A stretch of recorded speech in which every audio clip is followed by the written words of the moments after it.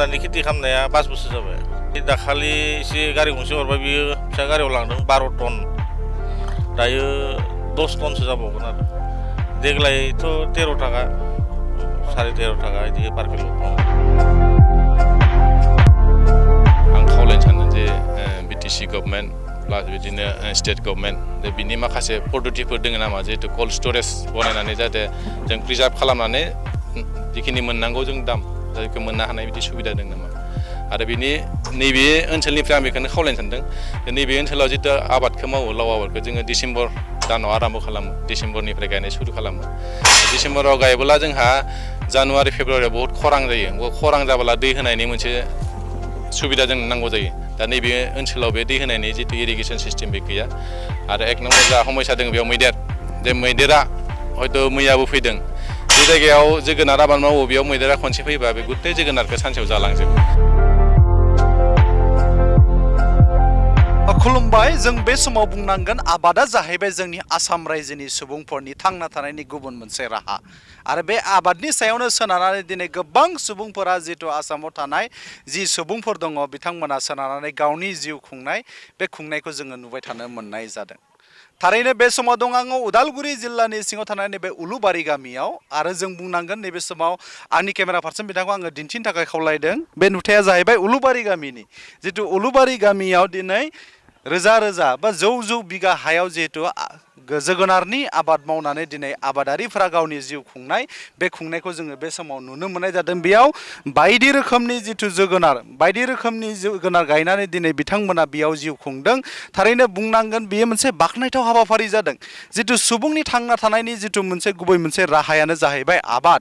बे आबादनि सायाव सोनारनानै दिनै नैबे उलुबारि गामिनि गोबां जितु रायजो राजाफोर दङ, बे रायजो राजाफ्रा दिनैनि सानाव गावनि न'खर सुंथानायखौ जोङो बे समाव नुनो मोननाय जादों। आङो मिथिनो नाजानि जितु बिथां आबादारिफ्रा बे समाव आंजों लोगोसे दङ। नोंथांमोना नुगासिनो दङ जितु बेयाव ट्राके ट्राक जितु बिथांमोना नैबे गामिनिफ्राय दिहुनजानाय जि लाव बा जि जोगोनार, बे फिथाइखौ दिनै बिथांमोना गुबुन थावनिसिम दैथायहरनाय बा फानहरनायखौ जोङो नुनो मोननाय जादों। नैबे समाव आङो सावरायनो नाजानि जितु बेयाव नैबे गामिनि जितु आबादारि बिथांमोना आंजों लोगोसे दङ। आरो बिथांमोननिफ्रायनो आङो मोनफ्रोमबो नैबे आबाद मावनायनि सायावनो आङो आबुङै मिथिनो नाजानो। गिबियाव नोंथांमोननि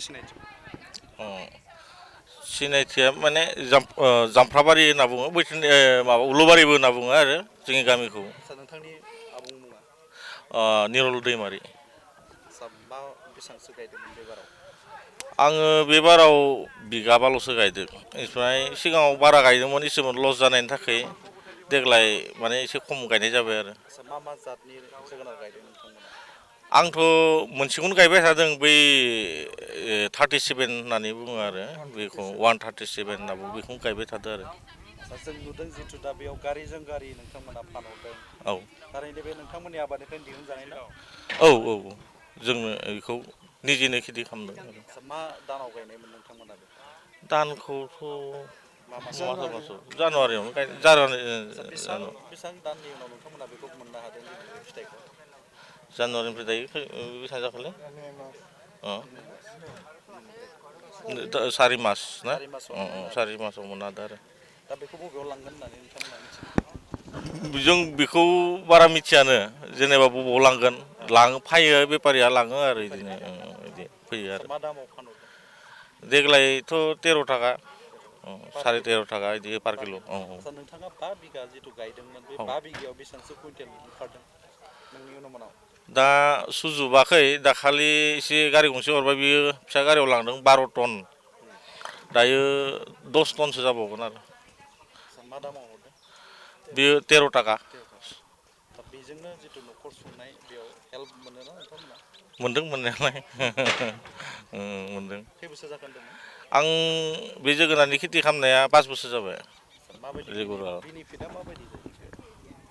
मोजाङानो, खिन्थु बिदि जानाय जाहोनो हानाय हायि बिदि खौरां दङ आरो। खस्थ'फोर बेबायदि आबाद मावनायाव खस्थ'फोर मोनदों नामा? खस्थ'थ' थाखागोनानोसै, खस्थ' दङ। ओमफ्राय दा माने दैबो होनांगौ जायो सम बायदि। दा बेबायदिहै दै जुदि मोजां होनो हायोबालाय मोजां खेथिखौ मोननो हायो आरो दैखौ होनो हायाबा नांगौ समायाव बेयाव सोरहाबा माइनासबो जागोन आरो बिदि दैजों ओमफ्राय सम सम आरो मैदेरबो खस्थ' खालामो जोंनियाव इसोमोनबो जालांदों मैदेर बिदि आरो बेयाव मेडिसिन जेबो होनाय जाया माथ्र बै जिथिया बिबार लागोन फिथाइ लागोन बे समावल' बै माबानो बेरेनि थाखाय मोनसे मोनाम एकदम गोदै मोनामनाय खेमायाव सोना होनांगौ आरो बेयावनो ओमफ्राय बेरेफोरा हाबना थायो ओमफ्राय बेरेया बेखौ हामा खालामनो हाया आरो मोना आरो जाया बेखौ होआ आखौ फिथाइया हामा जाजोबो आरो सरकारनिफ्राय बेबायदि माबा मोनसे अनसुंथाइ बा हेल्पफोर मोनो नामा नोंथांमोना मोनाखै बिदि नोंथांमोननि एरियायाव बेसेबांसो जों बेबायदि आबाद मावो जोंनियावथ' दङलै फ्राय गामियैनो मावनाय जायो आधा गामियानो मावो आरो बे आबादा जोबखानाय उनाव नोंथांमोना मा आबाद मावगोन आरो बेखौ दा माइ गायनो हागोन सरकारनिफ्राय बिदि जेबो गैया जेबो नोंथाङा बेसेबांसो बिगा गायदोंमोन बे बाराव 3 बिगा गायदोंमोन माबायदि मोनदों प्रडाक्टआ प्रडाक्टआलाय बिदिनो माने बिगायाव 30 कुइन्टलखौ मोनदों बिगासेयाव 30 कुइन्टलानो जायो बेसेबां गोबाव जाखो बिदि आबाद मावबोनाय जाबायलै 7-8 बोसोरानो जाबाय दां एसे एसेबाबो गायबोबाय हादों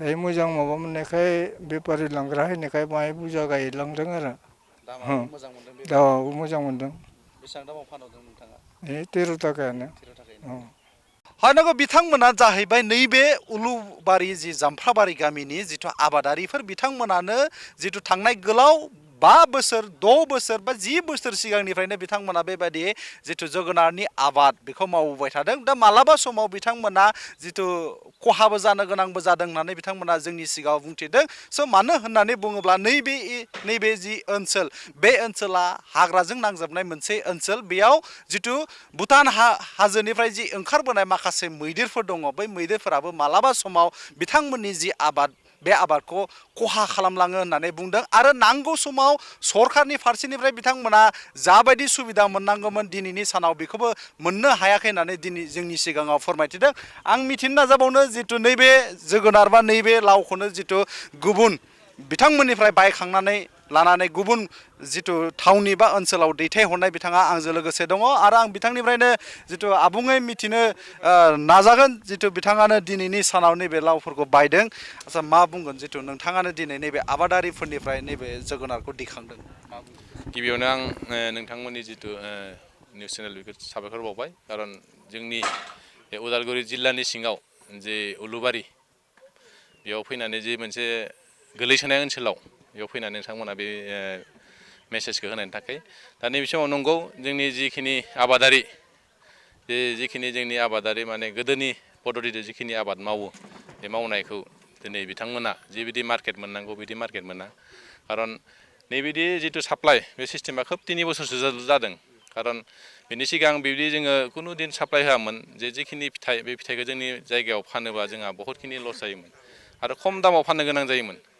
जोङो जिबायदि खेथिखौ मोननांगौ बा जिखिनि खरसा बेखिनिया फैयामोन दा ओंखायनो जों बहुत सिन्था खालामनानै जोंहा बिथांमोन दोङो जे बिथांमोनजों खारुपेटानि थ्रुयै जे जोङो बेंगलनिफ्राय जि मोनसे माबाखौ मोन्दों लाइनखौ मोन्दों दा बे हिसाबै जोङो मिलायलायनानै माने जाहाथे जोंनि आबादारिफोराबो खहा जाया बा लस जाया जोंहाबो जितु गारि भारा जिखिनि जोङो हमनांगौ बिदि मिलायलायनानै जों बे माबाखौ बायनाय जादों बायखांनानै जों बिथांमोननो थोंजों साप्लाय हरदों दा बेखिनि खालामनायाव बेखिनि सुबिदायाव माने जोंनि आबादारिफोरा जथेस्थ' माने माबा मोन्दों आरो मदद मोन्दों खारन मार्केटिं मोनसे जिथु प्रसेसा बे जादों दा बेखौनो आं बिथांमोनखौबो साबायखर बावगोन जे बिथांमोना जायगानिफ्राय फैनानै जोंनि बे ओनसोलनिफ्राय लाव दैखांफैदों आरो बेयाव जोङो जोंनिफ्राय हाजासे जों बिथांमोनखौ मदद खालामो बिथांमोना बिदि सुबिदा होनायनि थाखाय नोंथाङा जुदि बायखांनानै लानाय जिथु जोगोनार बा नैबे लावखौ बबेसिम दैथायहरगोन होननानै दा बे बुस्थुआ थोंजोङै कलकातासिम थाङो जोंनिफ्राय बे कलकातायाव हरो बेसेबां बेसेनाव नोंथाङा बायखांना दा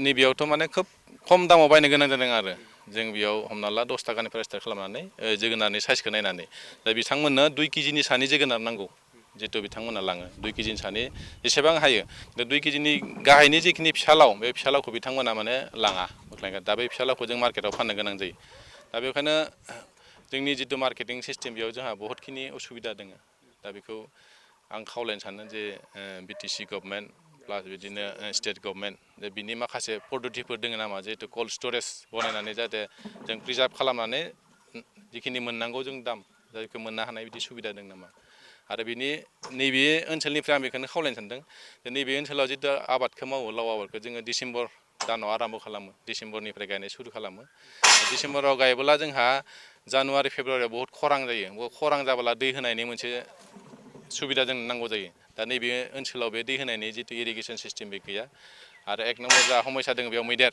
जे मैदेरा हयथ' मैयाबो फैदों बे जायगायाव जोगोनार आबाद मावो बेयाव मैदेरा खनसे फैबा बे गुथै जोगोनारखौ सानसेयाव जालांजोबो दा बिनिबो जों माखासे सुबिदा बा जिखिनि होबथानायनि राहा लामा निसय थागोन दा बेखौ आं बिटिसि गभर्नमेन्ट बा स्टेट गभर्नमेन्टनिसिम बेखौ खावलायनो सानदों जे बेखिनि सुबिदाखौ खालामना होयोबा नैबे ओनसोलनि जिखिनि जोंनि जाम्बा जाम्था जिखिनि गावनि रोंगौथिजों आबाद मावनाय बेखिनिया बहुतखिनि माने मोनसे डेभेलपमेन्ट बा मोनसे साइन्टिफिक पद्धतिजों मावनो हानाय बे स्कपा जाफैगोन दिनै ओरैनो बे गारियाव 30 टन थांगोन आरो मैया 12 टन थांदों आरो बेनि सिगाङावबो 12 टन आरो बेयाव जाबावगोन गासै आरो गारि गंथाम गंब्रैसो बिदि जाबावगोन जोगोनार खानो गोनां दंबावो हाय नंगौ बिथाङानो जिथु दिनैनि सानावनो बे उलुबारि जामफ्राबारि गामिनिफ्राय दिहुनजानाय बा बरनजानाय जि आबादनि फिथाइ बेखौ गुबुन थावनिसिम बायखांनानै दैथायहरग्रा सुबुंमोन आरो बिथाङानो बिथाङाबो बुंदों जोंनि सिगाङाव जिथु आबाद मावनो थाङोब्ला गोबां खस्थ' जानो भुगिनो गोनां जायो होननानै आरो बे खस्थ'खौ दिनै सरकारनि फारसेनिफ्रायबो एसे आबादारिखौ अननानै जिथु मददथि होयोब्ला मोजां जागौमोन होननानै बुंदों आरो जों बुंनांगोन जों गोग्गानांगोन जिथु जोंनि नैबे बड'लेण्डआव दिहुनजानाय जि आबाद बे आबादा दिनै कलकाता बा वेस्ट बेंगल बायदि रायजोआव जिथु थांनाया बे थारैनो जोंनि नैबे बड'लेण्डनि जि माखासे आबादारिफोरखौ मोनसे थुलुंगाखां होनाय जादों होननानै जोंबो बुंनांगोन आरो जोंबो फिन बे समाव रायजोनि जानानै खावलायबावदों फैबाय थानाय समाव बेफोरबादि फिसा फिसा जि गामि ओनसोलाव थानाय आबादारिफोर दङ बै आबादारिफोरखौ थुलुंगाखां होनाय हिसाबै बा नैबे सरकारा बिटिसि सरकारानो जा बा आसाम सरकारनि जि आबादारि बिफान बे बिफाननिफ्राय एसेबाबो थुलुंगा आरो मदद होगोन होननानै नैबे समाव आङो उदालगुरिनिफ्राय भिडिअ जार्नालिस्टजों लोगोसे बड'सानि जानानै सोरांसार बाग्लारि